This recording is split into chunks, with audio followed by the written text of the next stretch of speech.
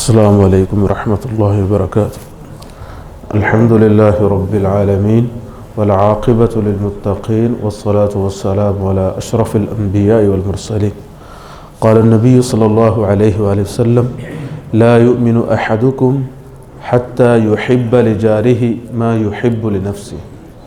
احباب گرامی، آج کی جو ہماری حدیث ہے وہ پڑوسی کے بارے میں ہے، اپنے ہمسائے کے بارے میں، نیبر کے بارے میں۔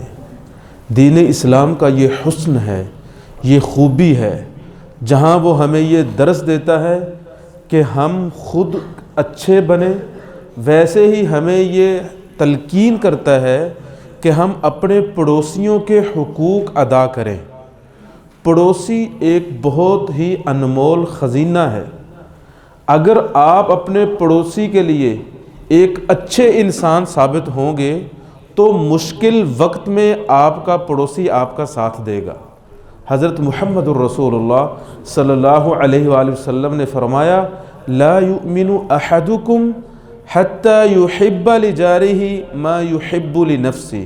لوگو، اس وقت تک تم کامل ایمان والے نہیں بن سکتے جب تک وہ رویہ اختیار نہیں کرتے اپنے پڑوسی کے لیے جو تم پسند کرتے ہو کہ دوسرے لوگ تمہارے لیے اختیار کریں۔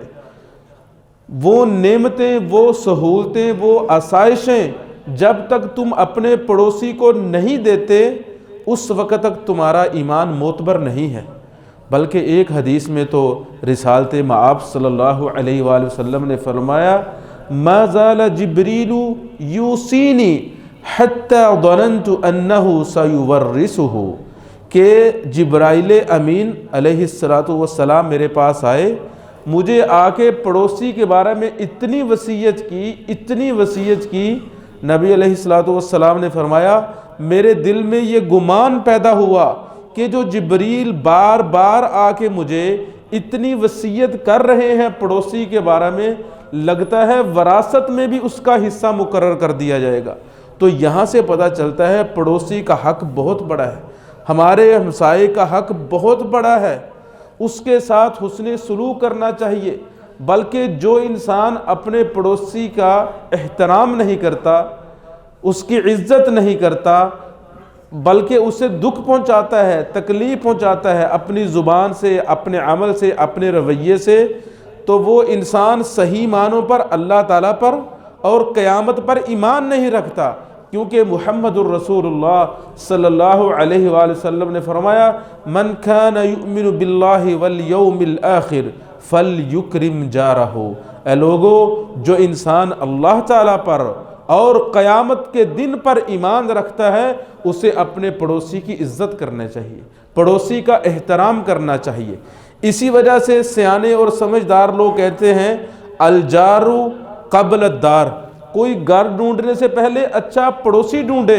اگر آپ نیا مکان خریدنا چاہتے ہیں، کسی جگہ پر پلاٹ خرید رہے ہیں، مکان بنانا چاہتے ہیں، تو مکان بنانے سے پہلے اچھے پڑوسی تلاش کریں۔ لوگوں سے پوچھ لیں کہ یہ پلاٹ جو میں خرید رہا ہوں دائیں بائیں رہنے والے لوگ کیسے ہیں، ان کی تعلیم و تربیت کیسی ہے، ان کا بیہیویئر کیسا ہے، چال چلن کیسا ہے، وہ دوسرے پڑوسیوں کے ساتھ کیسا سلوک کرتے ہیں، تاکہ کل کو آپ کو پریشانی نہ ہو۔ ایک بہت بڑے امام گزرے ہیں، ان کا نام ہے ابو الاسود الدولی۔ عربی زبان پر سب سے پہلے جو نقطے ہیں انہوں نے لگوائے تھے۔ انہوں نے اپنا گھر بیچ دیا۔ جب گھر بیچا، کسی دوسری جگہ پہ چلے گئے، کسی نے پوچھا بعت دارک، تم نے اپنا گھر بیچ دیا؟ تو انہوں نے کہا بعت جاری ولم ابع داری، میں نے اپنا گھر نہیں بیچا، اپنا پڑوسی بیچ دیا۔ یہ کیسے ہو سکتا ہے؟ کوئی انسان اپنا پڑوس بیچ سکتا ہے؟ ہاں، انہوں نے کہا میرا پڑوسی برا تھا، میں نے اسے بیچا ہے، گھر میرا اچھا تھا۔ میں اس گھر کو بیچنے کی وجہ برا پڑوس تھا، لوگ برے تھے، تنگ آ گیا تھا میں یہاں پر رہتے رہتے، تو اس وجہ سے میں نے اس گھر کو بیچ دیا۔ گھر کو نہیں، حقیقت میں پڑوس کو بیچا۔ جبکہ اگر کچھ اچھے لوگ ہوں، اچھے پڑوس والے ہوں، تو پڑوسی بھی نہیں چاہتے آپ گھر چھوڑ کر جائیں۔ اگر آپ کے رویہ دوسرے لوگوں کے ساتھ اچھا ہے، آپ ان کے خوشی غمی میں ان کے کام آتے ہیں، مشکل وقت میں ان کا ساتھ دیتے ہیں، اس کے بعد اگر آپ کو اچانک اس شہر کو، اس گھر کو چھوڑنا پڑ جائے تو لوگ پریشان ہو جائیں گے، وہ کہیں گے بھائی ہمیں بتاؤ آپ کی پریشانی کیا ہے، کیوں آپ یہ شہر، یہ گھر، ہمارا پڑوس کیوں چھوڑ رہے ہو، وہ لوگ پریشان ہو جائیں گے۔ اسی طرح عبداللہ بن مبارک جو بہت بڑے تابعی ہیں، بلکہ تابعین میں جو سب سے افضل تابعی ہیں، وہ 3 لوگوں کے بارے میں کہا جاتا ہے۔ کچھ لوگ کہتے ہیں اویس کرنی سب سے افضل تابعی ہیں۔ صحابہ کرام کا تو ہمیں پتہ ہے نا بھائی، سب سے افضل صحابی کون سے ہیں؟ ابو بکر صدیق رضی اللہ عنہ، پھر عمر، پھر عثمان، پھر علی رضی اللہ عنہم۔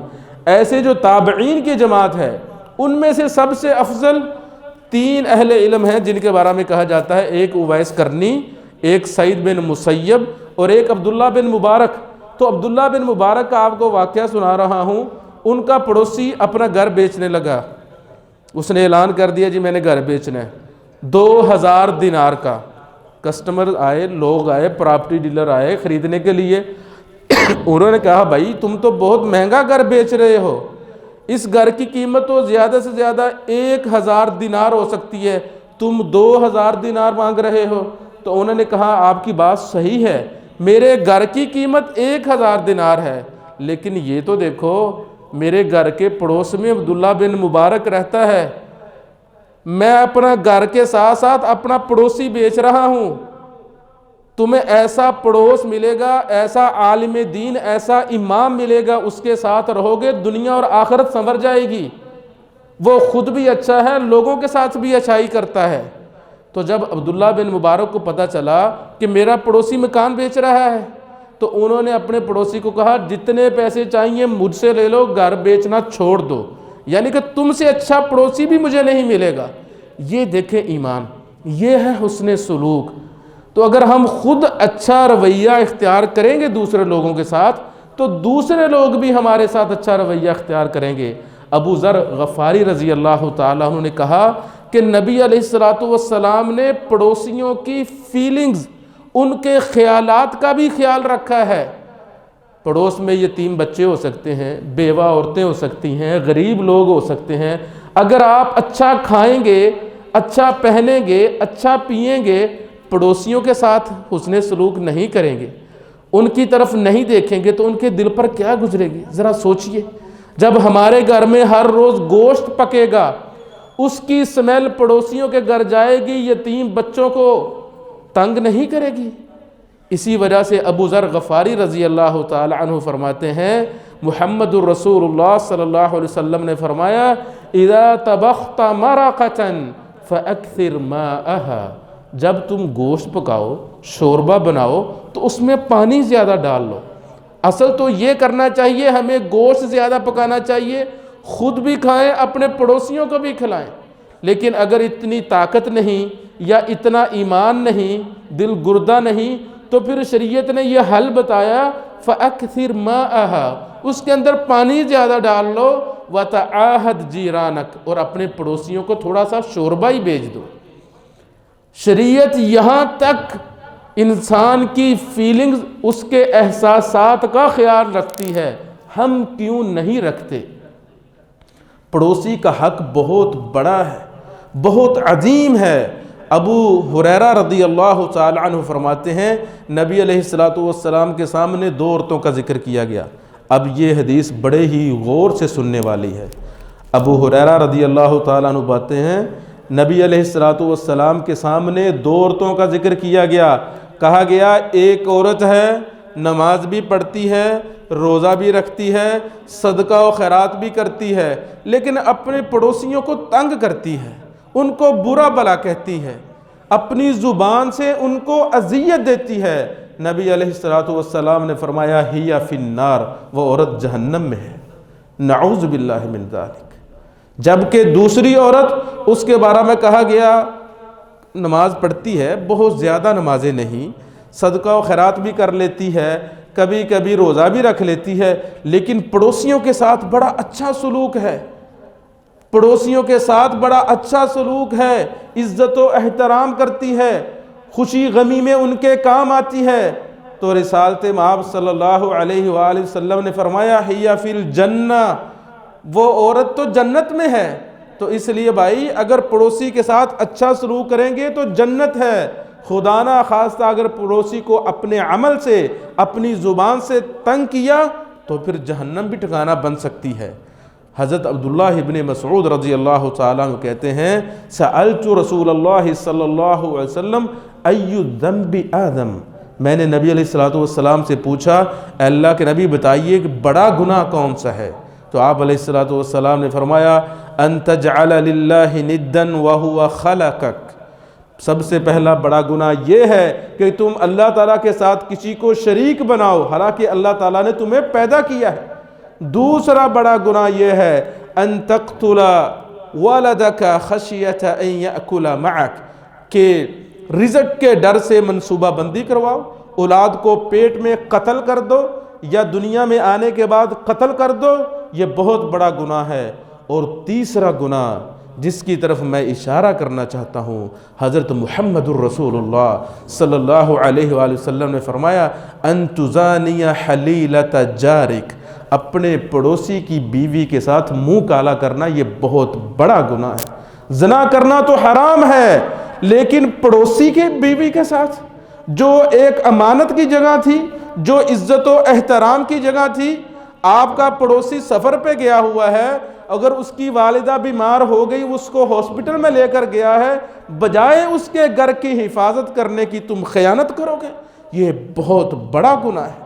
اگر آج تمہاری آنکھیں میلی ہیں، آنکھوں سے شرم و حیا نکل چکا ہے، کل کو کوئی ایسا بھی آ جائے گا بدبخت جو تیرے گھر کی طرف دیکھے گا۔ تو اس لیے اسلام نے جو پڑوسی جیسا ہمیں عظیم تحفہ دیا ہے اس کی قدر کرنی چاہیے، اس کا عزت و احترام کرنا چاہیے۔